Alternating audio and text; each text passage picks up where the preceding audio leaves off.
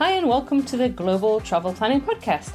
I'm your host, Tracy Collins, who with my expert guests will take you on a weekly journey to destinations around the globe, providing travel inspiration, itinerary ideas, practical tips and more to help you plan your next travel adventure.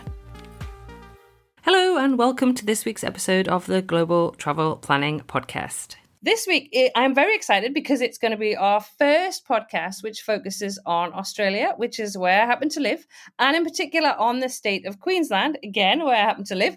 And I have a special guest who knows Queensland inside and out and is the editor, owner, and face of the Queensland Travel Guide website. So who else to ask and who else to talk to about Queensland but Melissa Delaware. So welcome, Melissa, to this week's episode of the podcast.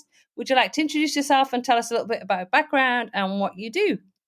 Thank you so much, Tracy. So I'm Melissa, as you said, and I run the Queensland Travel Guide. I also run Thrifty Family Travels, but at the moment putting some focus on Queensland travel. As you said, that's where I live as well, and Queensland is a fantastic place for anyone who's coming to Australia to visit.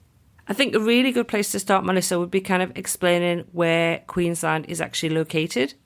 Sure. Well, most people coming to Australia have heard of Victoria or Melbourne and Sydney and New South Wales, but a lot of people don't know a lot about Queensland. In anticipation for this question, I did do a bit of research. And so for your listeners all over the world, I found out that Queensland is actually 5 times the size of Japan, 7 times the size of Great Britain, or 2.5 times the size of Texas. So this is a huge state. It's not something you're going to see in a few days.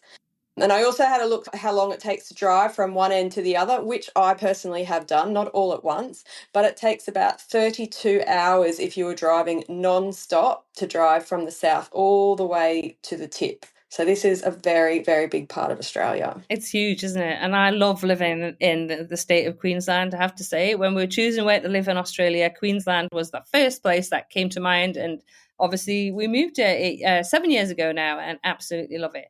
So if people are coming, how long would you recommend at minimum they visit for? I'm in a lot of different Facebook groups when people are talking about coming to Australia, and I often see people putting aside a couple of days to come to Queensland, which is just not going to cut it at all. I mean, look, if all you've got in your itinerary is a couple of days, please come, but you're only going to see one city and only a little bit of that city. I'm going to say at a bare minimum, you need a week to come, but even in a week, you're only going to see maybe 2 cities in one sort of region, and not fully either. But you'll get to experience a bit of what Queensland has to offer. I think if you really want to explore Queensland, you're going to have to allow at least a couple of weeks. I mean, I've been travelling around Queensland, all my life, and I still haven't seen all of Queensland. So don't think you're going to see all of Queensland in a couple of weeks. But if you do have a few weeks, and that's going to give you a good amount of time to see a couple of different regions of Queensland and a few cities within that region. That's a perfect point that you made there, Melissa. I've been traveling around previously for my job as well around Queensland, and we love jumping in the car and doing road trips. We fly all over the place as well because that's a good way to get around. And I feel like I've just got a taste of Queensland. I just feel like there's so many other places that I want to see and things that I want to experience here. So what would be the places that you would recommend for somebody who's visiting for the first time? Okay, so the first time, it's obviously going to depend on that person's interests, but let's just talk about generally for people. People come to Queensland because we have really beautiful beaches and we have the Great Barrier Reef. So I'm going to suggest that if you're coming to Queensland for your very first time, that you're probably going to come and fly in through Brisbane, which is the capital of Queensland. Brisbane's a great city, don't get me wrong, but I think you're probably best to, if you're going to come to Brisbane, fly in and go straight to either the Gold Coast, which is south of Brisbane, or the Sunshine Coast, which is north of Brisbane. So both will give you a really good introduction to our beautiful, beautiful beaches. If you're really short on time, you could stay in Brisbane and do a day trip to the Gold Coast and a day trip to the Sunshine Coast, if you're super short on time. And both of them offer a different experience. The Coast is well known for its theme parks. So if you have children or you like roller coasters, then you go to the Gold Coast and go to a couple of our theme parks. Whereas the Sunshine Coast is more known for it's much more laid back, doesn't have as many attractions apart from natural attractions. So it really is a little bit different to whether or not you're wanting to go where all the action is or where it's a little bit more quieter. So they're both worth a visit each because they both offer something quite different. Yeah, 100%. Yeah, and then that's one of my destinations that I'd recommend. The other thing is if you'd like to experience the Great Barrier Reef, which most people do, and a lot of people they head straight to Cairns for the Great Barrier Reef, which is what I'm going to recommend. But I just wanted to say that there are many places you can experience the Great Barrier Reef from. So if you're short on time and you're coming to Brisbane or the coast like I suggested, you could also drive to Bundaberg, which is about 4 hours north of Brisbane, and you could see the Great Barrier Reef that way. But if you've got a little bit more time, I recommend going to Cairns because then you can go to the Great Barrier Reef, but you can also do a few other great day trips to Kuranda, which is a little town in the hinterland there. There's the Atherton Tableland, and there's beautiful beaches along from Cairns like Port Douglas, Palm Cove. So it's just a great place to experience a few different things. So obviously Cairns is probably the most touristy place to visit the Great Barrier Reef from, but yeah, it's definitely worth heading there if it's your first time in Queensland. That's good to hear because I've included that in my parents' itinerary next month. So we're flying up on a Monday and flying back on the Friday. So we're going to base ourselves in Port Douglas, which is personally my husband's favourite place in Queensland to stay. And I think a part of that's probably because his name's Douglas. I'm not sure. No, he loves Port Douglas. And we're also going to do trips to the Daintree because they're really interested in doing that. And that's a wonderful trip. And then a day out on a boat, probably to the Low Isles and explore that. So there's a lot to do up there. Unfortunately, the Kuranda Skyrails closed the week that we happened to be there, May. I was so excited about going there, and it's actually closed. So yeah, so we're doing that, and then we're going to be doing exactly what you're saying. Some of those trips because we're based in Brisbane, so going to take them up to the Sunshine Coast hinterland. May take them down to the Gold Coast just to experience the Gold Coast. I think is worth Yeah. a visit. Mhm. Yeah. So would you say basing yourself in southeast Queensland for a few days and then flying up to Cairns? Yeah, I mean, so if you can do a few days in each of those areas, well, that will cover your week, which I said is a bare minimum. And just please understand for anyone who knows Queensland, I know you're only going to see a really small part by doing that, but that's my suggestion for somebody who's got a week. That's what I would do. Yeah. Mm. Yeah. And then if somebody was going to stay longer or was able to stay for a couple of weeks and then they think, okay, well, I've got this southeast Queensland. I'm going to base myself at maybe on the Sunshine Coast or the Gold Coast, and then I'm going to fly up to Cairns and spend some time exploring there. But if they wanted to add something extra, what else would you recommend? I think that's really where it comes down to what people's individual interests are. But a couple of places that come to my mind, like if they're in southeast Queensland, we have some beautiful countryside and hinterland, like the Granite Belt, which is where, a little town called Stanthorpe, which is a fantastic for wineries, walks, food. It's a great place. It's where a lot of us from Brisbane, we might head out for a long weekend. You can get, if it's in winter, you get cozy by the fireplace, or the summer is also just a nice place to stay as well. But also there's the scenic rim again with wineries. If you're into walks, beautiful hinterland walks with waterfalls, you'll see some wildlife. The hinterland around, so a lot of people think Gold Coast, Sunshine Coast, they think beaches, but both areas also have beautiful hinterlands, and then further afield, like I said, the Granite Belt and the scenic rim. So it's all in southeast Queensland. So, you would get yourself a car, hire a car. We're not really known for good public transport around here.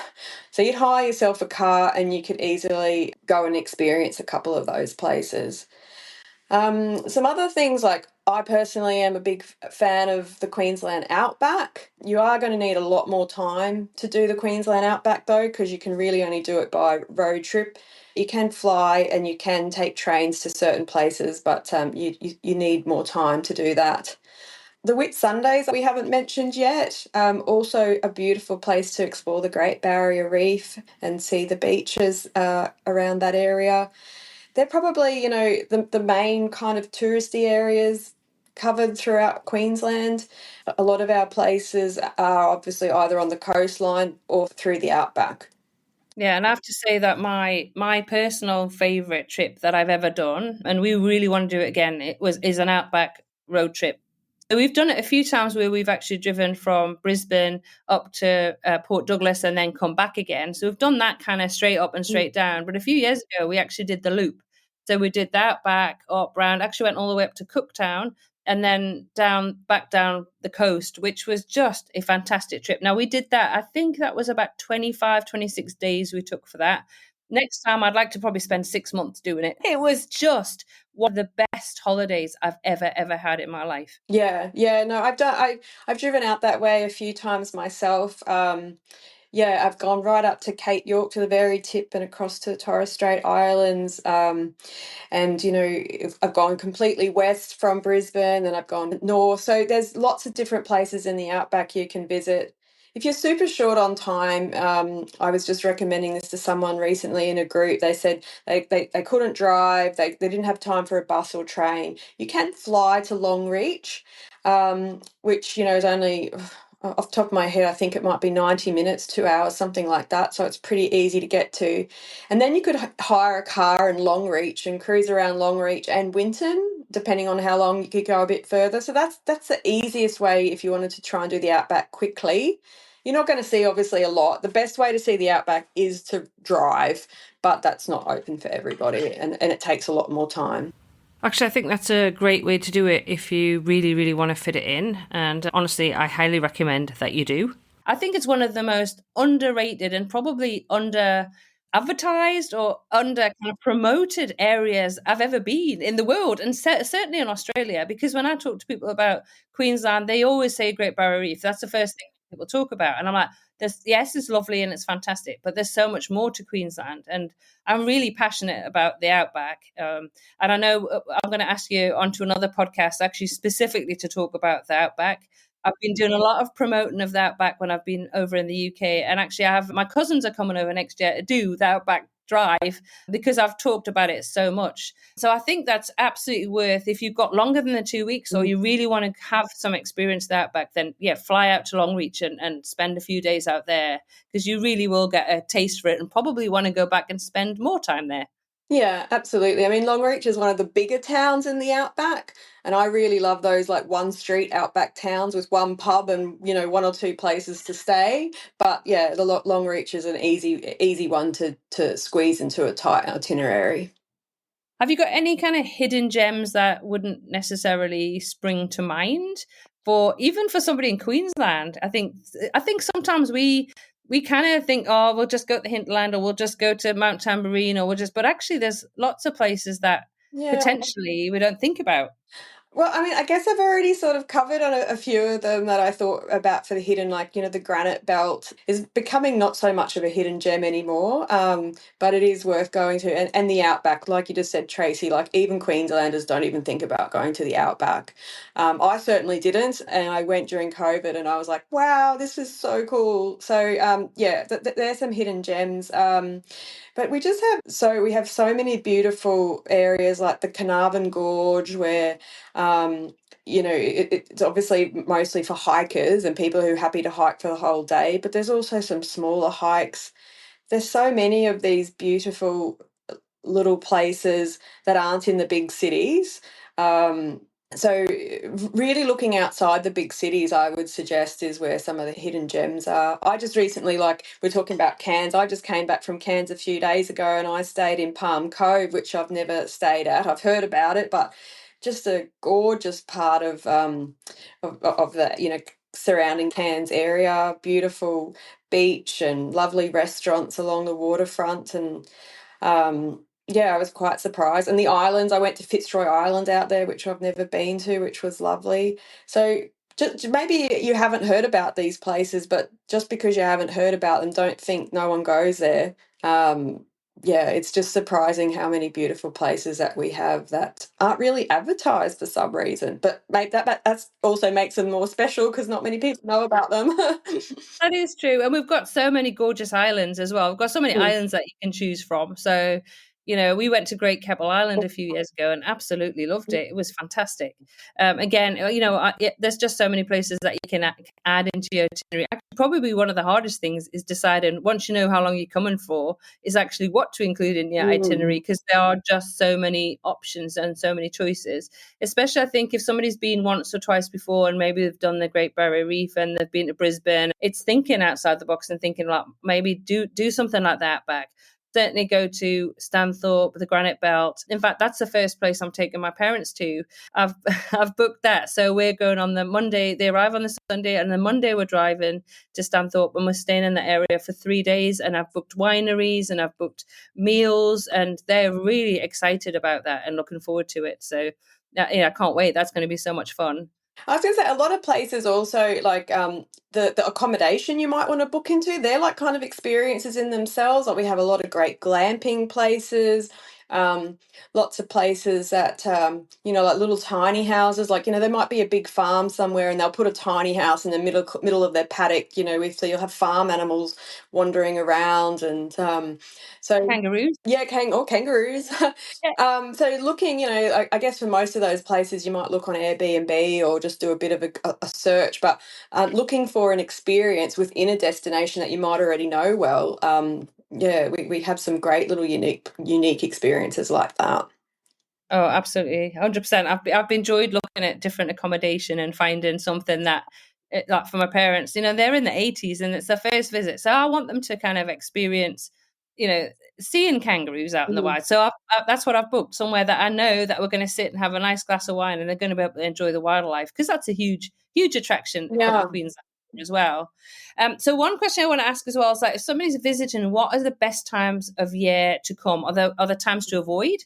Your main question to ask yourself is what your tolerance is to heat, and perhaps more importantly humidity, because we do get a lot of humidity here in Queensland, and that can probably, if you're not used to it, that could really make your holiday, or break your holiday, I suppose, if you're not used to walking around in the humidity.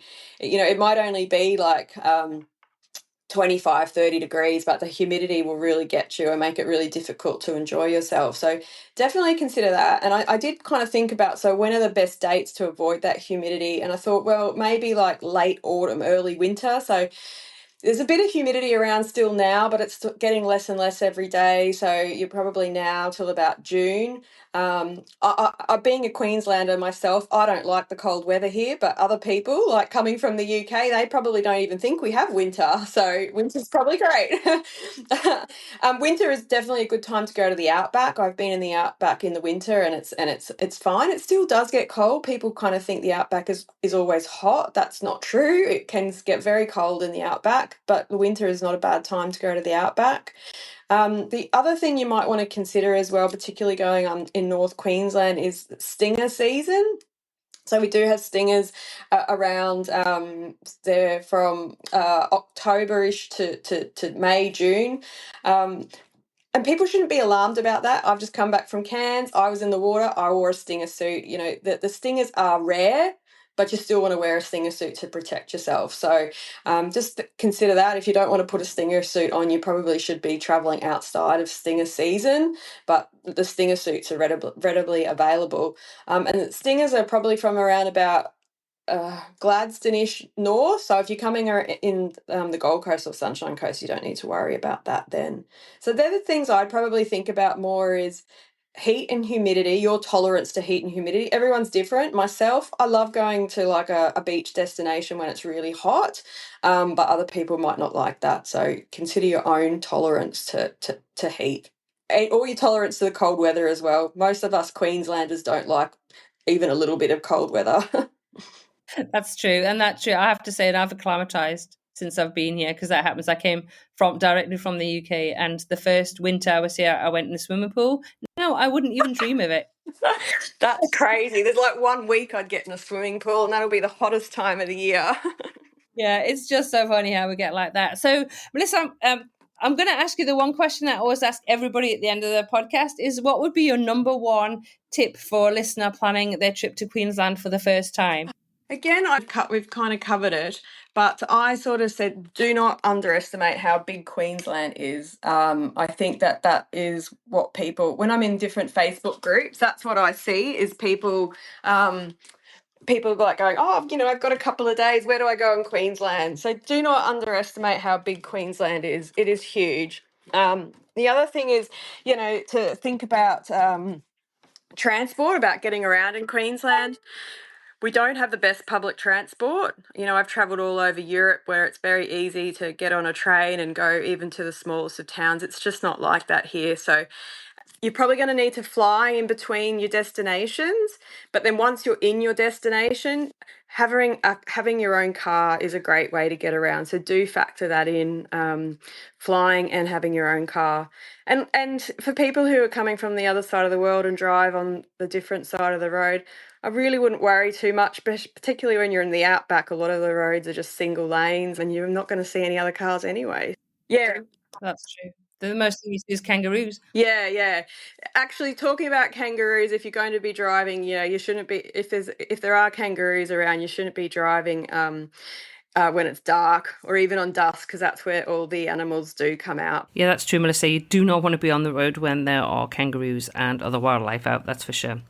I want to say a huge thank you, Melissa, for coming on to the podcast episode this week. You can find links to Melissa's website, the Queensland Travel Guide, her Instagram account, and her Facebook group, so you can pop over and join that in this week's show notes, which you can find at globaltravelplanning.com/episode 18. Thanks again, Melissa. It was great to chat to you for this week's episode of the Global Travel Planning Podcast. Thanks so much, Tracy. Enjoy Queensland, everybody. Melissa will be coming back on a future episode to share her Outback Queensland itinerary, so do stay tuned for that. But that just leaves me to say, until next episode, happy global travel planning.